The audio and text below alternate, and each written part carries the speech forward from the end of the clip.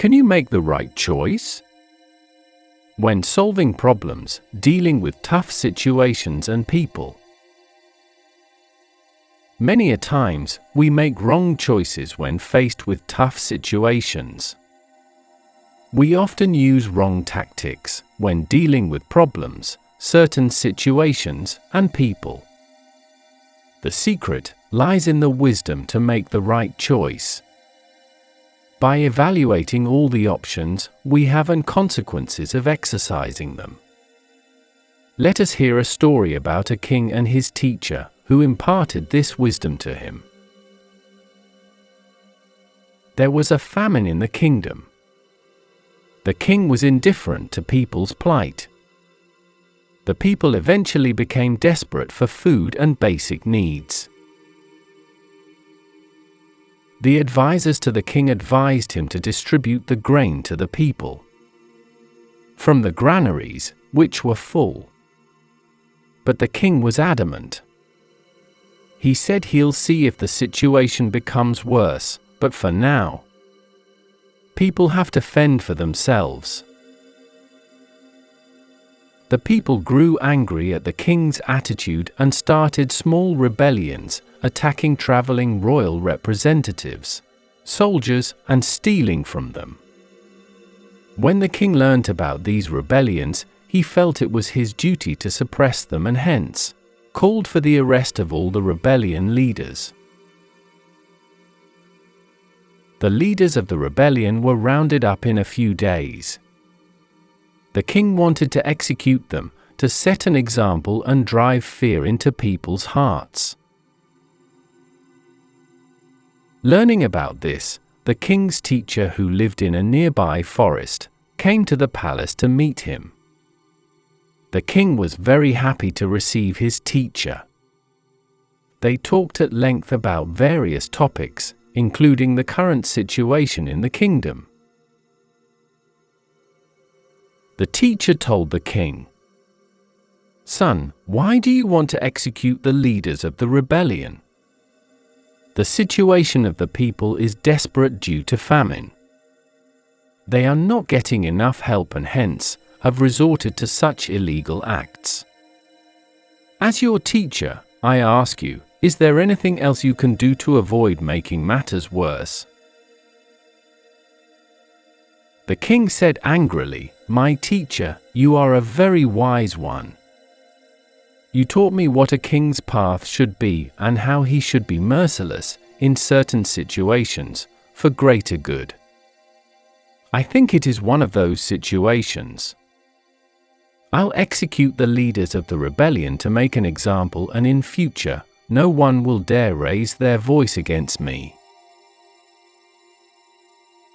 The teacher said, "I agree, a king has to be loving and strong too. It is a tough responsibility. I'll leave you now. Please do as you see fit." He continued, "Before I leave, I'd like some flowers, fruits, and some wooden logs from your royal garden for a ritual.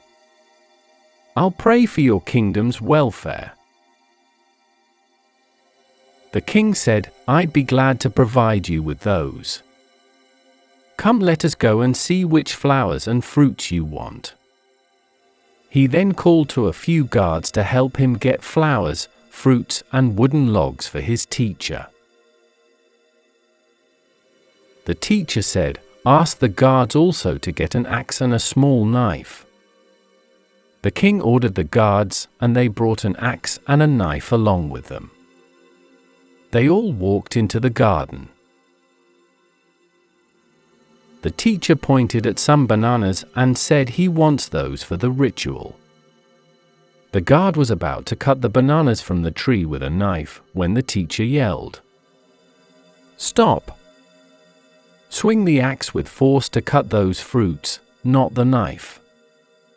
The guard stopped, and everyone was surprised at the teacher's strange request. The king said, "Teacher, if he swings an axe to cut fruits, won't they be damaged? What is the need for an axe to cut small fruits, when you can do it easily with a knife?" The teacher didn't say anything but led them to a group of trees. He pointed at a tree and said, "I want the logs from that tree." The guard then started to swing his axe to cut the tree. The teacher shouted again, "Stop! Use the knife to cut the tree." Once again, everyone was surprised.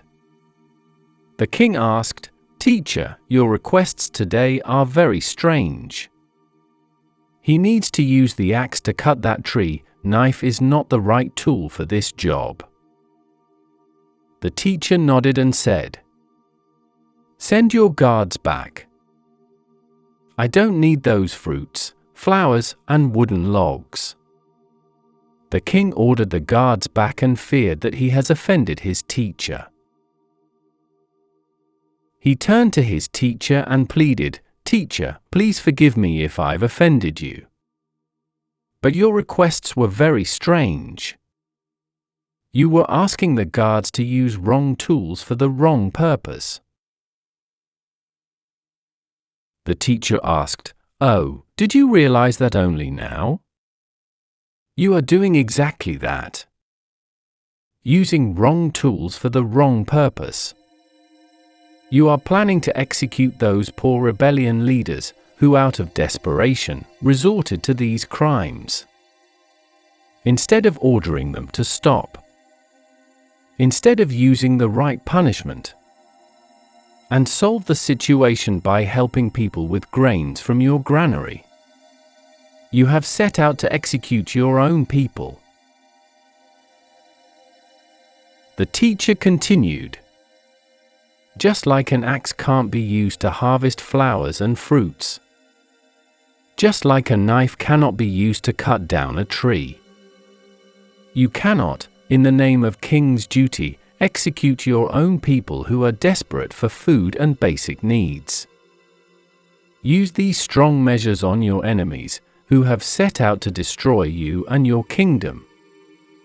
But spare your own people, who are driven to these crimes, out of need to feed themselves and their families.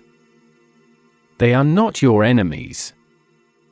Spare them by punishing them lightly, for they must answer for their crimes. Help them with food and basic needs. They'll start loving you, and eventually, you and your people will overcome this hardship together. Make the right choice, use the right tools for the right job." The king realized his folly. He apologized to his teacher for his blind anger and arrogance.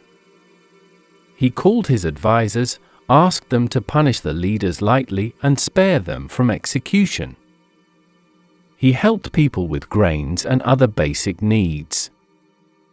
The people in return showered their love on their king and swore loyalty to him.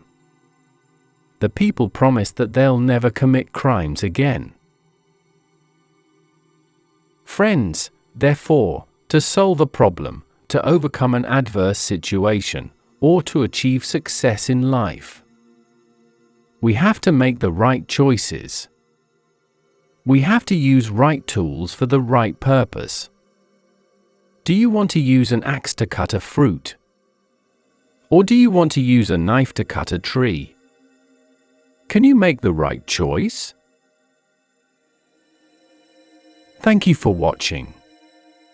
I'll return with another inspirational story.